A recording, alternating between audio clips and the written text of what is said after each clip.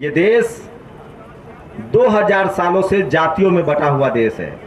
कोई ऐसी कम्युनिटी नहीं है जहां जाति नहीं है, लेकिन उस कम्युनिटी के जो जातिवादी लोग हैं वो इतने शातिर हैं, इतने होशियार हैं कि उन्होंने अपने ही समाज के लोगों को धर्म के आडंबर में घेर रखा है। और कोई ऐसा कम्युनिटी नहीं है, कोई ऐसा समाज नहीं है जिसका ऊपरी वाला तबका जो है वो नीचे वाले तबके का शोषण नहीं कर रहा है। तो मुझे लगता है कि मैंने जो निष्कर्ष निकाला है कि इस दौर में 2000 सालों का भारत में जाति का इतिहास है और पिछले 120 सालों से धर्म के आधार पर दंगे चल रहे हैं। अब आप लोगों को तय करना है कि इस देश की जो सबसे बड़ी बीमारी है वो जातिवाद की बीमारी है या सांप्रदायिकता की बीमारी है। आज के समय में दोनों बीमारी बहुत जरूरी है, सांप्रदायिकता भी है और जातिवाद भी है। अब सवाल है कि ये दूर कैसे होगा। मेरा जो आकलन है, मेरा जो अनुमान है, मैं जो समझ पाया हूं कि इस देश में हर आदमी अपनी जाति और अपने धर्म के हिसाब से जब सोच रहा है, तो मैं इस देश के तमाम धर्म और जाति के लोगों से गुजारिश कर रहा हूं कि आप कुछ मत कीजिए, एक काम जरूर कीजिए। अपने बच्चों को किसी भी कीमत पर पढ़ाइए, अपने लिए संसाधन जुटाइए, और जिस दिन आप पढ़ लिख जाएंगे, संसाधन जुटा लेंगे, आपको जातिवाद और धार्मिक कट्टरता, संप्रदायवाद, ये दोनों समझ में आने लगेगा। आज के समय में मुझे नहीं पता भारत में डेमोक्रेसी क्या होगी, कल रहेगी नहीं रहेगी। दुनिया के बहुत सारे देश हैं जहां डेमोक्रेसी नहीं है। चीन में भी डेमोक्रेसी नहीं है, नॉर्थ कोरिया में भी डेमोक्रेसी नहीं है।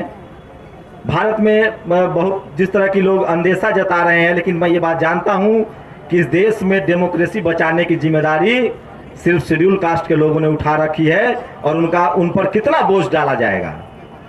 सामाजिक बदलाव की जिम्मेदारी, डेमोक्रेसी बचाने की जिम्मेदारी बाबा साहब ने संविधान दिया, उनके वंशजों ने बड़ी लड़ाई लड़ी है।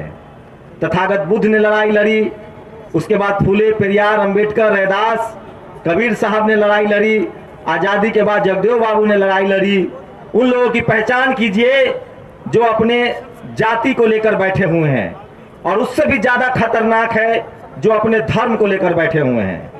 आखिर बहुजन समाज अपना धर्म भी छोड़ चुका है, अपनी जाति भी छोड़ चुका है, और वो एक सामाजिक एकजुटता की बात करता है और वो संविधान बचाने की बात करता है। उनकी भी पहचान कीजिए, कौन लोग हैं जो धर्म के नाम पर गोलबंद है, कौन लोग हैं जो धर्म के नाम पर राजनीति करते हैं, और उनकी भी पहचान कीजिए जो कौन लोग हैं जो इस देश में जातिवाद बनाए हुए हैं और जो जाति की मलाई खा रहे हैं और उस पर बात भी नहीं करते हैं। आप लोग तय कीजिए, इस देश में सबसे बड़ी समस्या जातिवाद की समस्या है जो 2000 सालों से चली आ रही है। 1920 के आसपास इस देश में धार्मिक सांप्रदायिकरण का खेल शुरू हुआ है। वो भी उन्हीं लोगों ने खेल शुरू किया जो लोग जाति के नाम पर मजे मार रहे थे। मुगलों के दरबार में कौन था दरबारी और कौन था राजा, उसकी जाति पता कीजिए। अंग्रेजों के दरबार में कौन था दरबारी, कौन अंग्रेजों को कह रहा था कि हम विदेश से आए हैं, कौन किताब लिख रहा था, उसका धर्म भी देखिए और जाति भी देखिए। और इस देश का जो 97%, चाहे वो किसी समाज का हो, किसी धर्म का हो, किसी जाति का हो, वो शोषित है, पीड़ित है, वंचित है, और उसमें उसके अपने ही समाज, अपनी ही जाति और अपने ही धर्म के लोगों का हाथ है जो उसको समझने नहीं दे रहा है। तो ये समझ में आएगा कैसे? इसका एक ही रास्ता है, फूले, पेरियार, अंबेडकर, जगदेव प्रसाद, माननीय कांसी राम साहब, इन तमाम महापुरुष जिन्होंने उतनी ही किताबें लिखी, चाहे गुरु गोविंद सिंह हो, जिन्होंने किताबें लिखी हैं, जिन्होंने इस देश में नो रेस नो कास्ट, उन लोगों की पहचान कीजिए।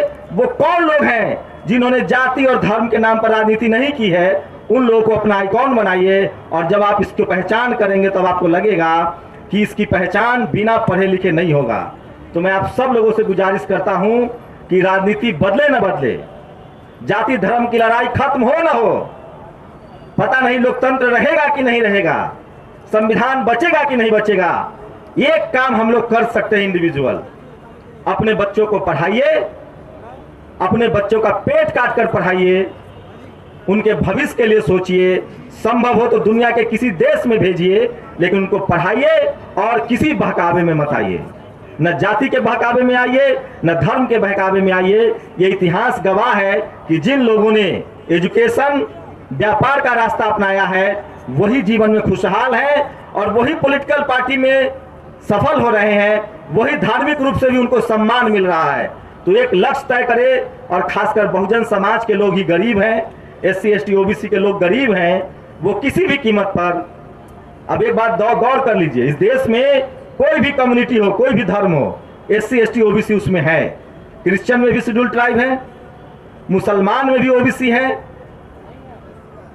मुसलमान में OBC कह रहा हूं, ध्यान से सुनिए जो सुनना चाहते हैं। SC ST OBC कह रहा हूं मैं, चाहे वो सिख समाज हो वहां भी OBC है, SC है, मुसलमान हो वहां भी OBC है, और हिंदू हो वहां भी SC ST OBC है। मैं इन लोगों से, खासकर SC ST OBC के लोगों से कहता हूं कि जाति और धर्म के इस जाल से निकलिए, अपने बच्चों को पढ़ाइए, और जब आप पढ़ाएंगे तो आपको पता चलेगा कि जो आपको धर्म की चाशनी में डुबो रहा है वही आपका शोषक तो नहीं है। और इसको समझने के लिए आपको पढ़ना लिखना पड़ेगा। इसलिए संत गाडगे जी ने कहा है कि पेट काट कर, कम खाकर, किसी भी कीमत पर और कहीं मत पैसा दो, अपने बच्चों को पढ़ाओ लिखाओ, उसी में आपका मुक्ति का मार्ग है। शुक्रिया।